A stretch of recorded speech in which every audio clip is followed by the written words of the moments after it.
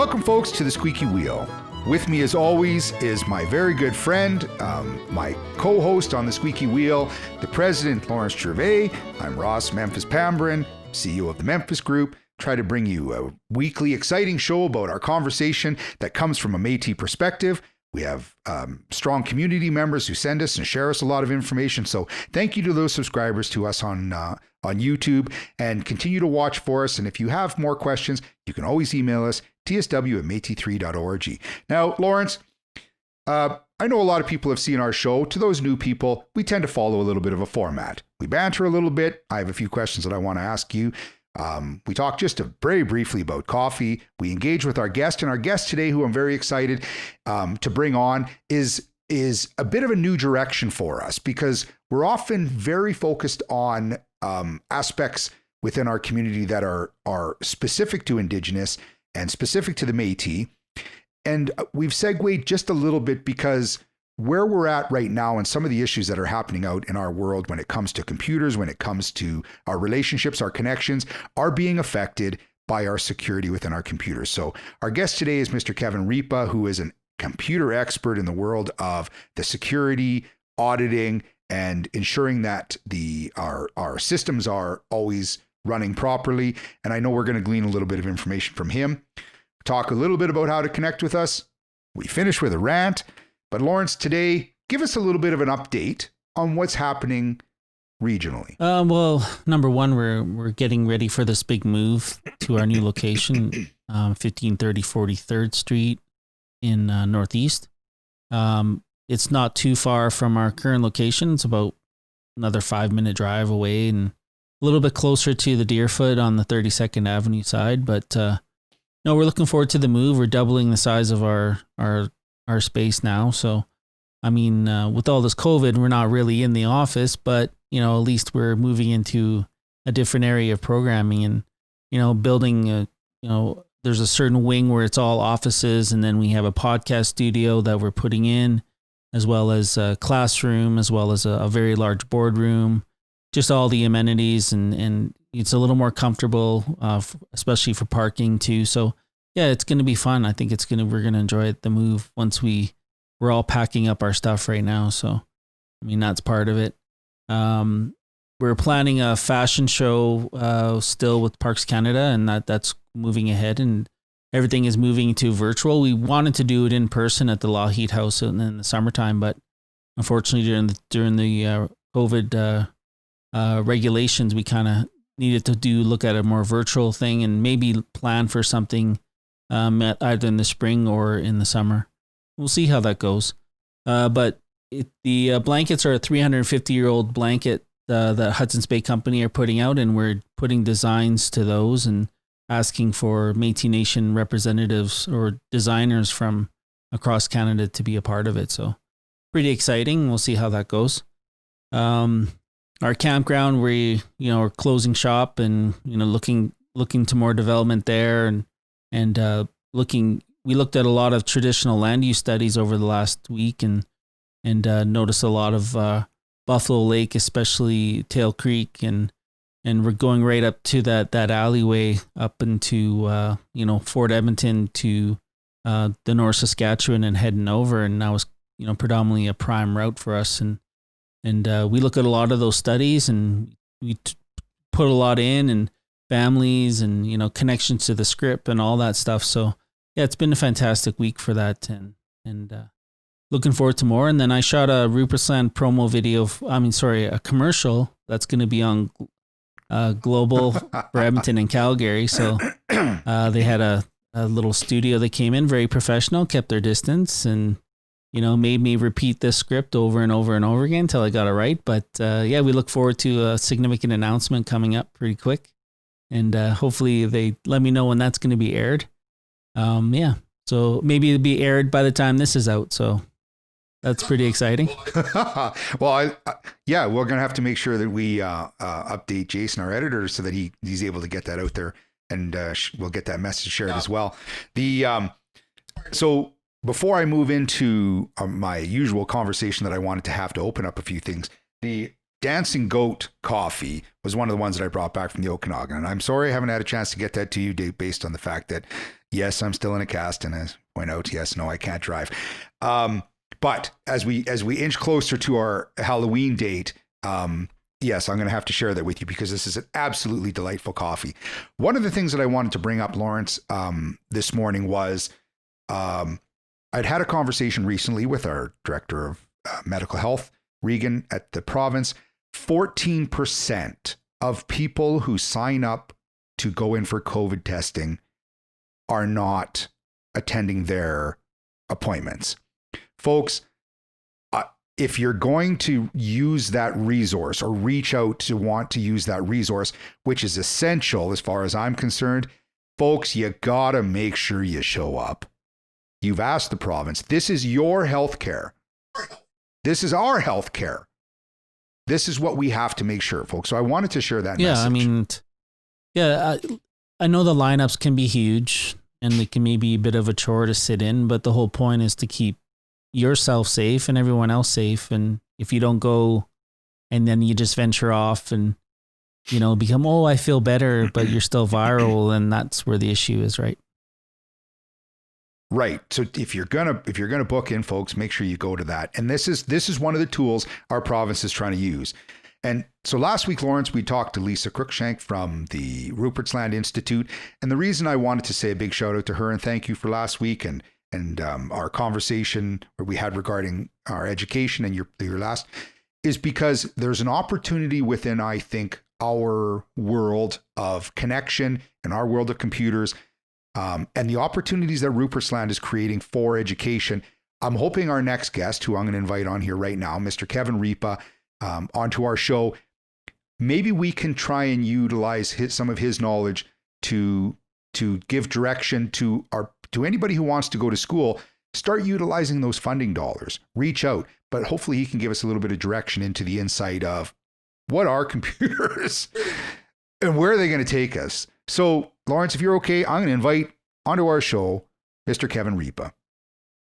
And Lawrence, this is finally our chance we get to welcome our guest, who we were talking about a little earlier, because this is the area that I find I'm literally talking about that we're all terrified about, the world of computers and how we actually manage them. We struggle as individuals, we struggle as organizations, and we struggle, to me, in understanding the complexity behind our world of the aspect of security and our management when it comes to our businesses and our relationships, when it comes to our nonprofits, when it comes to the hospitals. Every aspect of our life is being touched by that. So today, welcoming on to our show, The Squeaky Wheel, is the one of the instructors at the SANS Institute, the CEO of the Grayson Group of Companies, somebody who I have a familiarity with and a lot of respect for, and a guy who knows absolutely everything about the world of computers, Mr. Kevin Ripa. So Kevin, welcome to The Squeaky Wheel. Thank you, sir. I wouldn't say I know everything. As a matter of fact, as the days go by, the more I research and the more I see, the more I realize I don't know.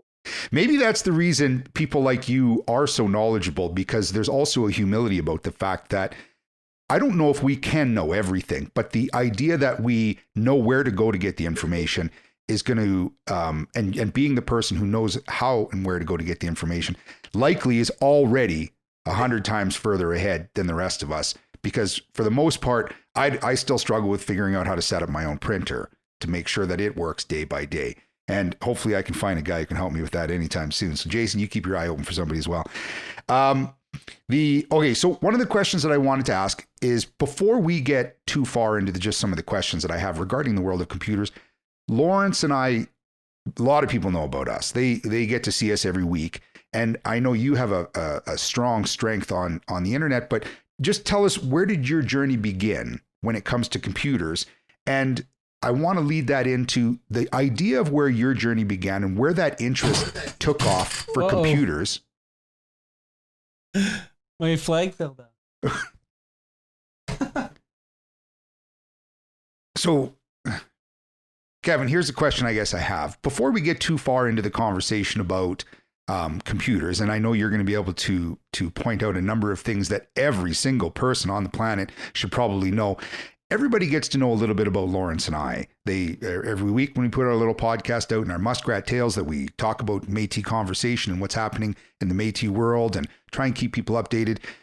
Before we get into that, maybe you could take us through a little bit about the journey where it began with you for computers. And one of the reasons I want to ask that is because we have a lot of support from groups that are creating opportunities for education for our Métis youth. And obviously, computers are a big one of those. And afterwards, I know I'll talk to Lawrence and we'll talk a little bit about some of those agencies, but where did your journey begin? And so that some of the youth might, when they listen to this, and our listeners and our podcast listeners, maybe identify with it and go, this might be a route for me. Well, my journey to where I am today, I never expected to have. My journey started in the military too many years ago to mention. I spent 12 years in the Army, absolutely zero to do with computers. I think the Army might have had 2 computers back in those days.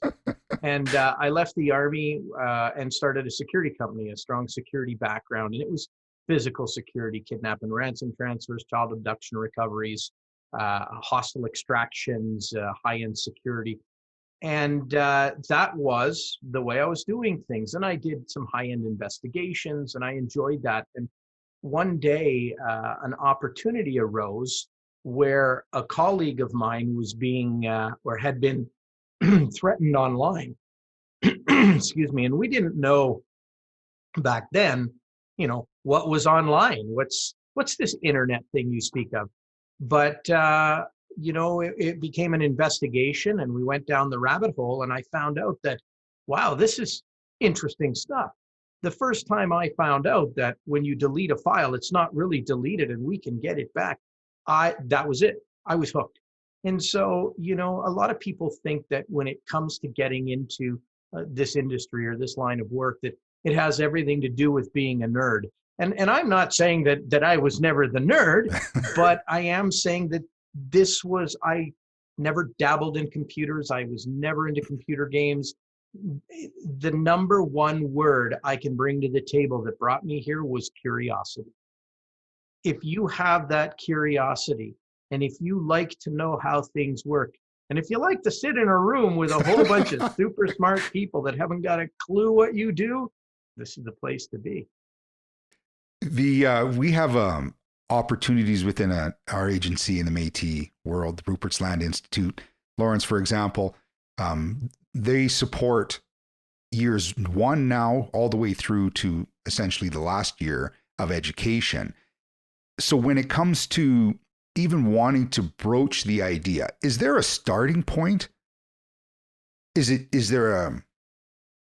do you begin? Well, you can, Sun Tzu always said, know your enemy. And this is no different.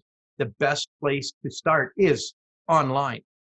And there are many, many places that you can start without having any background really. And people say, well, I don't know enough about computers to get into computers. Now, I'm going to say something that's probably not very popular with many people who often say to me, well, how do you learn this stuff? How could you know all of this stuff? How do we learn about viruses and protecting ourselves? And I say, especially to a certain demographic, you seem to know everything that Kim Kardashian is doing, but you don't know how to secure your own computer. Put the same amount of interest and research into protecting yourself that you do in trying to find out what Kim Kardashian is up to, and you would be head and shoulders above the vast majority of the population. And so online is the place to start. You can Twitter for the cesspool that I believe social media truly is. That is the place to start. And Twitter, following the right people. There are a number of great websites to get into. And I mean, the list is far too long to get into here, but grc.com is a great place to start looking at testing things like learning a lot about password security and learning about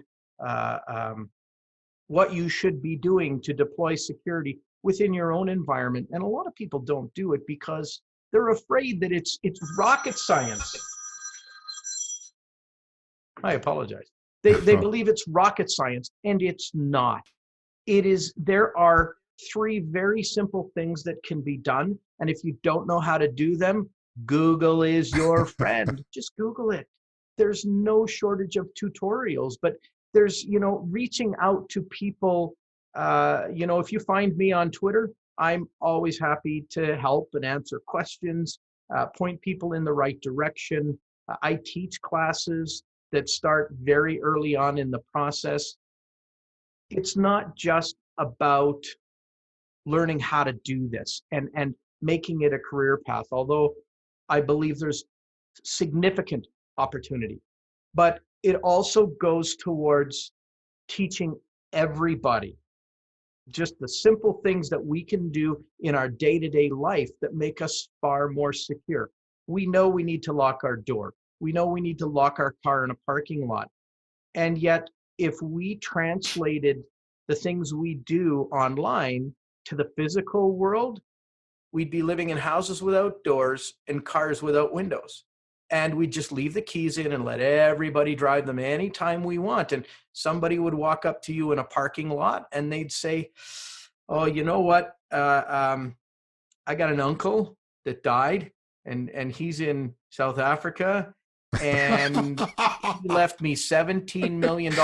If you give me $500 today, I'll call you in a week and tell you how you can get your hands on that $17 million. We would never do that. But that happens online day after day after day. And I guess that helps. What leads me into one of the questions, or the burning questions, because in our world of the COVID world right now, everybody is a little bit more online. We're all engaged in trying to connect with people. But one of those first things, as you mentioned about those princes over on the other side of the world that seem to have all the money in the world, maybe you could just touch a little bit on a word that Lawrence and I sometimes talk about in the fact that, we have computers that are in our office, the phishing. And because we start to see, how do people prey? How do the others, for lack of a better term, I'm going to say the other side of the world because that's a little unfair, but how do those hackers, how do those people on the other side of the world, when they are phishing, and explain phishing so that our listeners understand what they're trying to do is get you to open the portal for them to attack you. Maybe you could touch on that, because COVID seems like it's the one that they're trying to use now. Well, phishing is spelled PH, not with an F, phishing. And phishing is exactly as you said. It's trying to convince someone to click on a link or do something that they wouldn't otherwise do. And it's a ruse. It's hidden behind a message that has nothing to do with what we call evil or the adversary, what they're trying to accomplish. Certainly, we've seen a significant uptick in our business since COVID hit, because so many people are working from home and are not behind the security defenses of the big corporation where they may normally work. And so with phishing, either they want you to click a link and then enter some information, or sometimes the mere act of clicking on the link is all that needs to happen. When I'm doing talks to various community cross sections, I very often perform a live hack in class. And so I'll have two computers running, and I'll have someone in the audience come up and just do something from a link that they've clicked on, truly believing that there's nothing wrong with the link. And so that, and the audience is watching the other computer so they can see what the hacker sees. So they can see what the other side sees when you click that link. And it's very, very eye-opening. I get usernames and passwords at the snap of a finger. And it really causes people to become, I think, more aware of the possibilities. Now, in order for these things to work, certain things need to happen. And there's a variety of ways that these things are committed. But to protect against them, you don't need to know all of the ways. I don't need to know how to fix every single part on a car in order to know how to drive a car. Mm-hmm. And so instead of looking at all of these different ways that we get exploited, let's look at the 3 very simple ways to block 99.9% of the exploits. Mm-hmm. So the first way is patch, update, update, update. Keep your machine and your software updated. You can go ask 100 security professionals, computer security professionals, what is the number one thing above all else I need to do to protect myself online? And 100 of them will say, update your computer. Keep it updated. Keep your software updated. Many of these exploits are predicated on being able to exploit a vulnerability in a piece of software. That's why we have Windows updates all the time. That's why we have Office updates and updates to various different programs. In the overwhelming majority of cases, they are to address vulnerabilities that have been found in the software. So as long as you're updating and patching, you are blocking all but 0.1% of the possible exploits that might work on you. And that's easy to do because most software says update now. Yeah. So update. The second thing is passwords. We have not the foggiest idea about why we need a password. We think we need a password so that it'll let us into that website. But there are essentially 4 ways that the adversary can get their hands on your passwords. I'm not going to go into them, just understand that there's a variety of ways. And 3 of the 4 ways are predicated on exploiting you as the human. We know how humans think. It is a statistical fact that a male will incorporate some form of their vehicle name into their password. And it is a statistical fact that a female will incorporate their children's names and or dates of birth into their passwords. Armed with this information, it becomes very easy for me to start intelligently guessing your password. If you take away those first 3 methods, then the adversary is left with one way to get your password, and that is brute force. Millions of guesses a second trying to guess your password. So here is what we need to do. And by the way, most people have passwords like Kevin123. Most businesses say 8 characters. You need uppercase, lowercase, special characters, and digits. Oh, thanks. Oh no, Kevin, it gets harder. You can't have the same password on 2 different sites, right? Let's be realistic. Who is going to have 8 password or have a password that is 8 characters and the password's essentially blah, and you have to have a different one everywhere else? That's not going to happen. We need to change the way we do our passwords because 8 characters of anything can be broken in 1.12 minutes. They're ineffective. Yeah. Here's what we do with our passwords.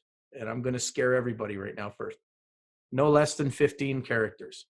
15 characters is a magic number in the computer world, but it's really nerdy techie, so I'm not going to get into why, but 15 characters or more. And now you're all throwing tomatoes at the screen saying, Kevin, I have a hard enough time with 8 characters. How am I going to remember 15? I'm going to tell you how. Complexity does not matter. Length matters. So if we take 3 words that we know that don't go together, and I just look around and I make stuff up. Battery equal Rocky. 3 words, more than 15 characters. You're going to remember those. Horse, duckling, Becker. Much more than 15 characters. You're going to remember that. It is bulletproof. No one is going to brute force your password. It's just not going to happen. Jack and Jill went up the hill. They'll get that fast because it exists. Jack and Jill went up the Eiffel Tower. They will never break. And it's easier to have multiple passwords like this because they're so easy to remember. So that's passwords. The third thing, 2-factor authentication.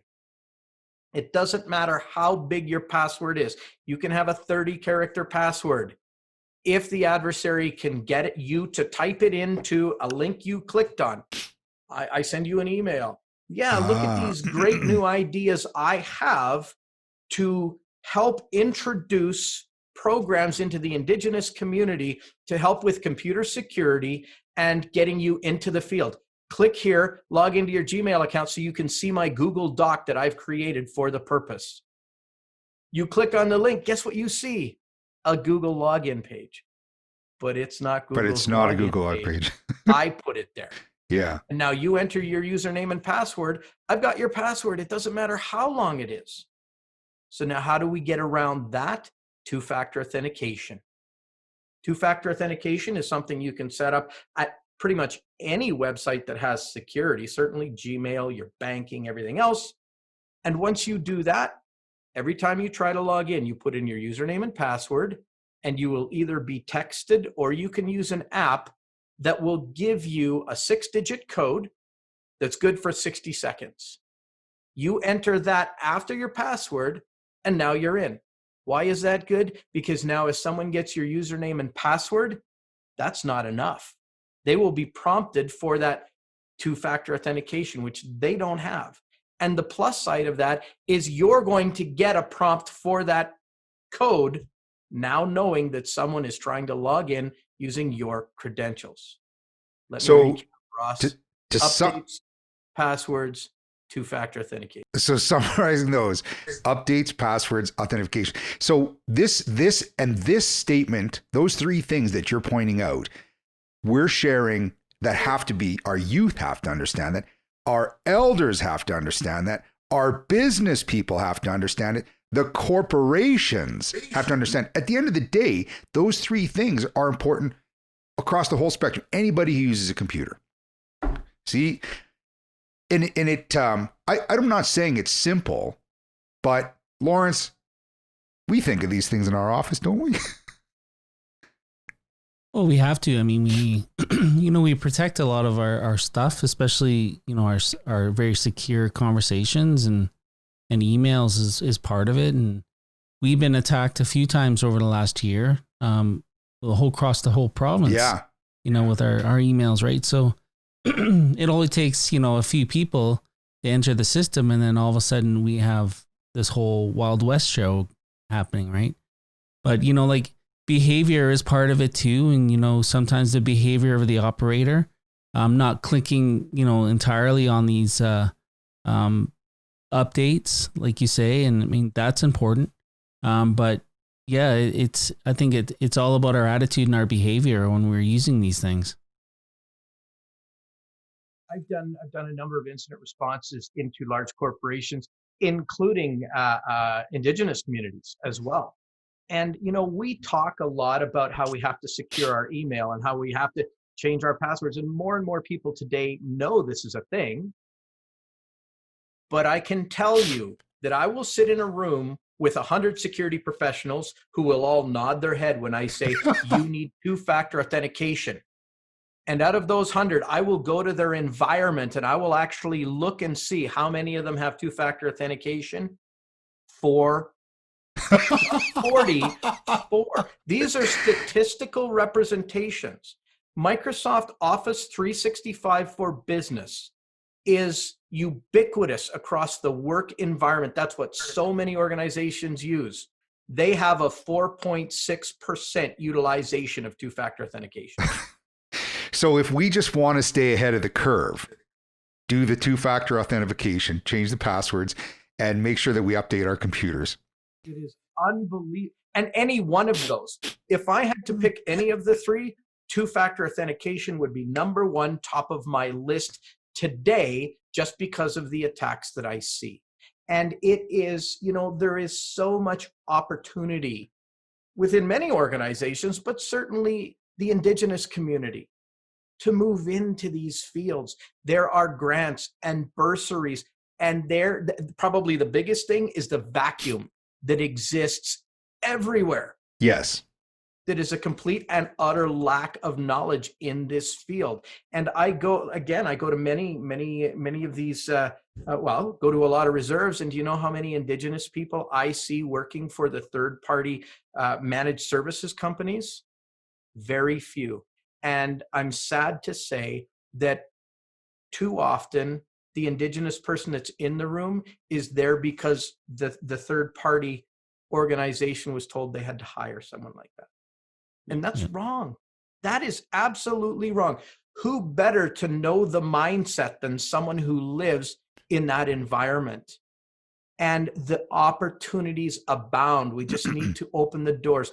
The number one opportunity that exists in computers today is cloud security. Securing Office 365, Amazon's AWS, Microsoft's Azure. There are 7 jobs for every person qualified to do the job today. You can write your own ticket. We just need to do more to make these opportunities available. I think one of the things that I struggle with when it comes to the IT world, is that these people are always there to help us. These people are always there to get us back on track. And yet I can never hug them, because they're never close enough to me. If I could buy those people a bottle of wine and a cake every time they've helped me, I would have to order it by the caseloads. Like, there'd have to be trucks coming up. So for all you IT people out there, I want a big shout out. Thank you for keeping what is an essential service, as far as I'm concerned, moving forward. So Kevin, to close out, there was something I was looking up on you recently, and I know you're at 136 videos with your 3-minute max, where you share your information, your knowledge, your experience. You're giving that away to our community, to anybody who wants to be a part of it. And so that's easy to find. But you also did a video where you crushed hard drives. And how many people saw that video? 350,000. 350,000. Now, those are the numbers we're trying to achieve here on the Squeaky Wheel, to try and make sure that our listeners are up to that. And Lord willing, at some point we're going to get there. But perhaps you should be crushing, perhaps we should be crushing something on every one of our videos, Lawrence. Like, Lawrence, get a hammer and smash that guitar behind you right now. That's well, what my flag fell. My flag fell just like a few minutes ago. So yes, okay, maybe that's a start, but maybe this is what we have to do. So if this is what you're recommending, and I'm interpreting this, that we should start breaking something on our show, start ordering mugs, folks, because you're going to start seeing them broke on our show.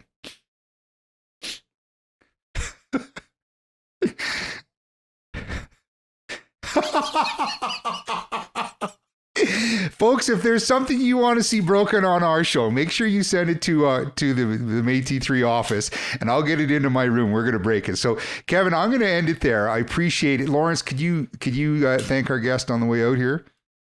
Oh, no, thanks, Kevin, for all that. I mean, that's incredible information. It's valuable, especially to our community. I always question, every time I hand over my Apple iPhone to my dad or my parents and they can't remember their passwords, and you got to go through this whole thing going, why didn't you write it down? Why can't you remember it? But it seems to be a year-to-year thing, right? If only we had a computer program that made us aware of our passwords without people trying to hack into it too. And I'm confident that if we kept Kevin on the line, he would start to explain a lot more of where those things probably are available. But we're going to, you can tell by his smile that there is help out there.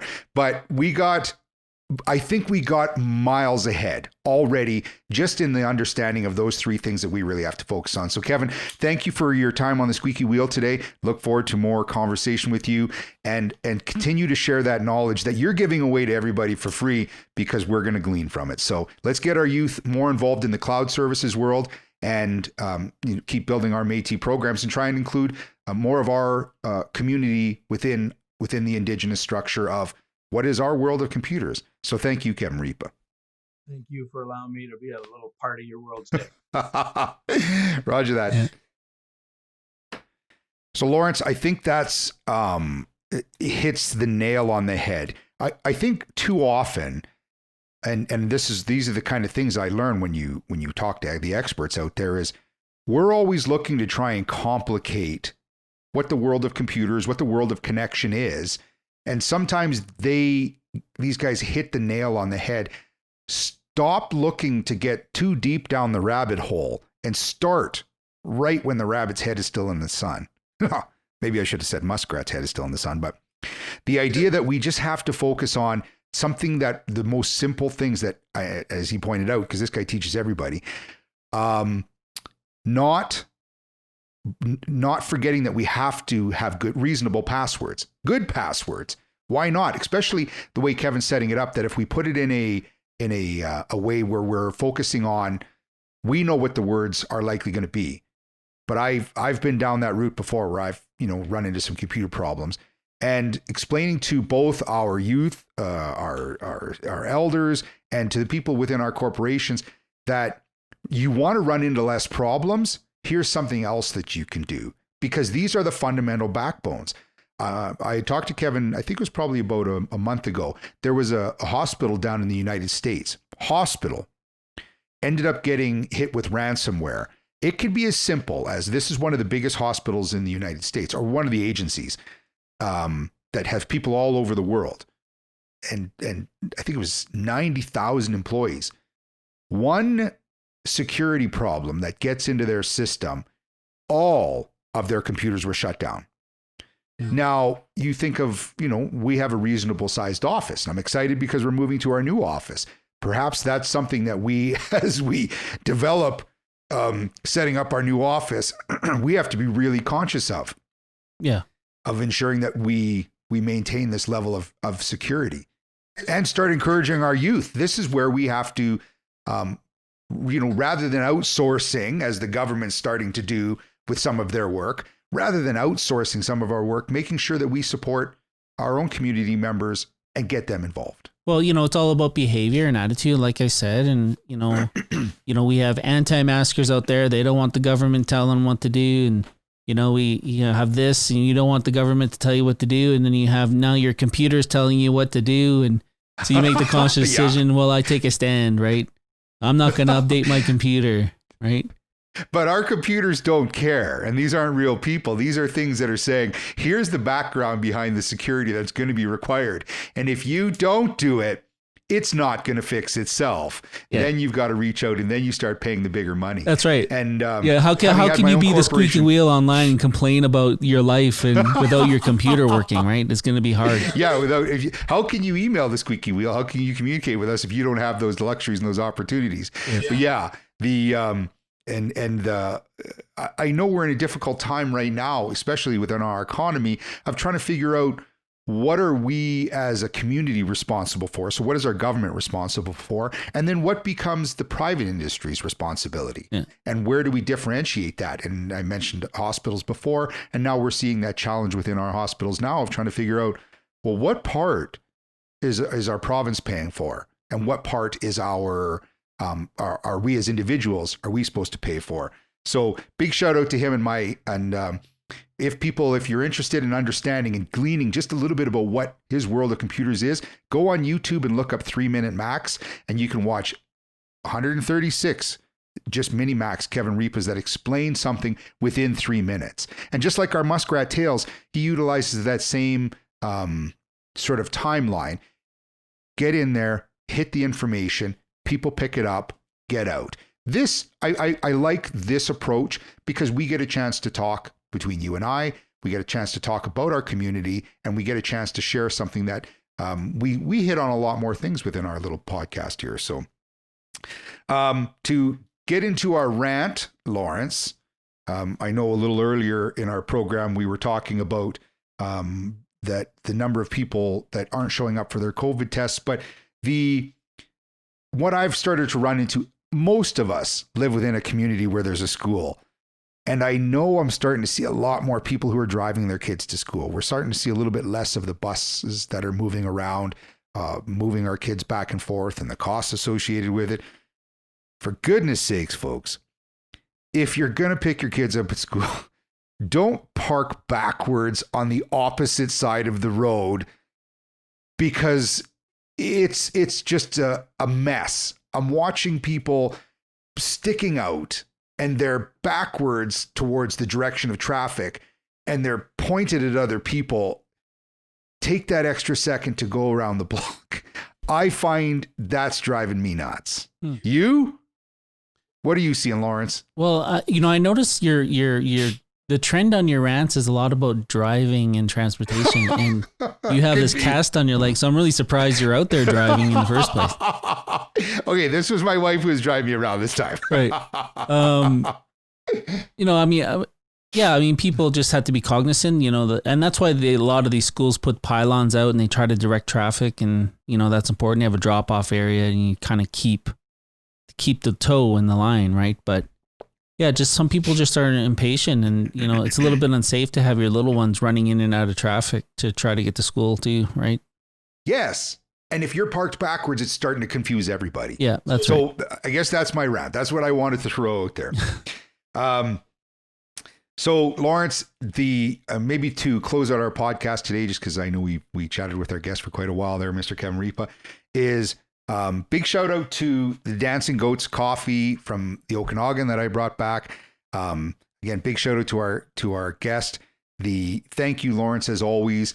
I know we say every week that we're a big shout out to our Métis homeland, to those people who are subscribing on our YouTube channel, to all of our Métis citizens, all of our friends, to our treaty lands. Thank you for the opportunity to have the luxury of having our podcast and share it amongst all of our communities. So thank you, folks. Make sure you go to TSW at Métis3.org if you want to send us questions or suggestions you'd like to have. If you want to have me ask the challenging questions to the President, Lawrence Gervais, make sure you fire them my way, and I will ensure that your questions get asked and that we get Lawrence's continued updates, like the one he was giving a little earlier on our show.